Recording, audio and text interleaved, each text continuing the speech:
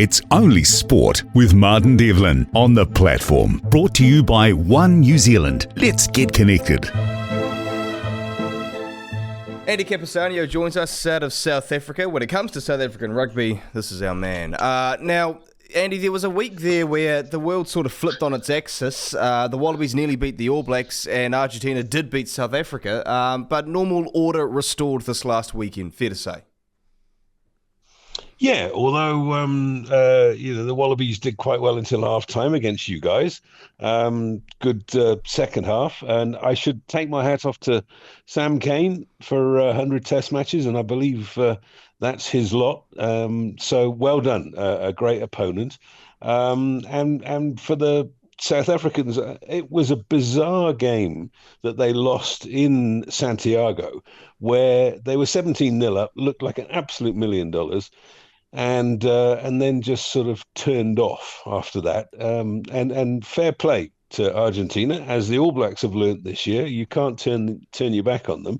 They're a much better side than they were 5 or 6 years ago. And as you say, normal order restored once the Springboks were back at home in front of a passionate crowd. Amazing to think that this is the first time since 2009 that the Springboks have won a proper full championship title. So I think you've got to take your hat off to Rassie and the boys, particularly for the fact that they've used such a large squad over the course of the tournament. It's a good point. It would be 2009. It was also the last time that the Springboks whitewashed the All Blacks and we couldn't get a single win in a year against you guys. So that does add up, actually. Now, with the Springbok performance over the weekend, was the difference between that first, the loss against Argentina and then the victory, a case of just bringing some of the better, more experienced cattle back, particularly in the forwards?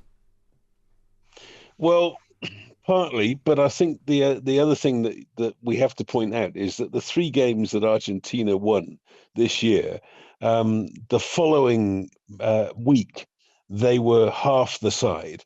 So that's what they've got to work on. I have a suspicion, and it is only a suspicion, that this Pumas side knows how to party, and when they win a game, they go out and party, and they're not quite the same team the following week. What was very interesting, and my wife pointed this out to me, it hadn't even occurred to me, was that the Argentine and South African sides travelled back together from Argentina to South Africa on the same plane. Now, apparently, in the world of business, that is absolute anathema. You never send your directors all on the same flight in case there's an accident. And we were talking about Manchester United earlier, and of course, famously, Manchester United lost their great team of the 50s to a plane crash, and it never occurred to me until my wife mentioned it that was a very stupid thing to do. Oh, I tell you what, Andy, maybe that's New Zealand Rugby organising those flights, because if they can take out a couple of teams, all of a sudden it's only the All Blacks standing there in Australia in a couple of years' time. That's a bit morbid from me, though, isn't it? Sorry. Good conspiracy theory. Yeah. But no, when we look at the Springboks, Andy, and you made a point earlier that it's not just that they've won all these games and they've beaten the All Blacks in some great test matches, and of course a good response against Argentina with more or less the same 23. We've talked about this for a couple of years now on this show. They're doing it, because there was 10 changes made ahead of that first Argentina test that Rassie made. They properly have a huge squad. And it will be the lasting legacy of Rassie Erasmus that he has taken Springbok rugby to the next level by doing exactly that, expanding the squad. If you think back to a decade ago, for the whole history of rugby union, we were always talking about, well, we can't lose that guy because then you'll be half the side. For us, someone like Scoutberger and Victor Matfield, if those two guys weren't fit for a game, you worried a little bit about the team. Similarly, with the All Blacks, there were key players, even though the general squad was so powerful. There were always key players. And today, this Springbok squad, it's amazing to think that that anybody could leave out Sia Khaleesi because he needed a rest. And instead of sending him home to go and party, you actually put him in the coach's box. And that's another thing that Rassie has brought on board. He did the same thing with Duane Vermeulen. As soon as Duane retired from playing, he was immediately brought into the squad. And I would imagine that those two, alongside someone like Dan Human, will have a lot to do with how Rassie's legacy is implemented. I would expect that Sia will go into some form of coaching role with the Springboks straight away after retirement.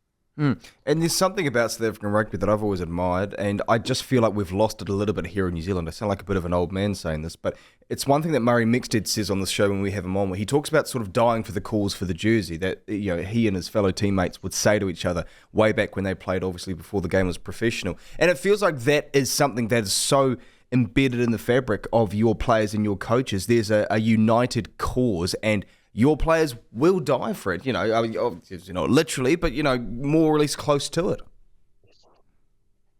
And they don't seem to have jealousy as part of the makeup. So a guy gets told, we're going to arrest you this week, and you don't get that guy then leaking something to the press about how this is going wrong in the squad and that's going wrong in the squad, which was always part and parcel of Springbok rugby. It really does seem that they're a family, that they've achieved so much together that they just trust each other implicitly, and they trust the coaching staff to have their best interests at heart, and that really is an extraordinary thing, because anybody who's been involved in high level sport as a commentator on it knows that it is one of the things that you always talk about with somebody said this behind closed doors and this is wrong and that's wrong. And to be fair, the South African Rugby Union is far from being an angel. They get lots and lots of things wrong, and there's a lot of internecine strife there, as there is with the New Zealand Rugby Union. But at Springbok level, everything appears to be hunky-dory. Now, I could be horribly wrong, and something will be revealed in a couple of weeks' time that will bring it all crashing down, but I don't think so. I've known most of the players over the course of their careers, and I think of someone like Jesse Creel, who had to sit on the bench for years because he couldn't make it into the side ahead of Lachlan Waugh. And now he's in the situation where he has to play, and he's an absolutely integral member of the side, and he's going to end up being a Springbok great just because of the fact that he was willing to wait, and he is one of the most decent guys you can ever come across in professional sport, and I think he's one of many in this particular Springbok squad. It's Only Sport with Martin Devlin on the platform, brought to you by One New Zealand. Let's get connected.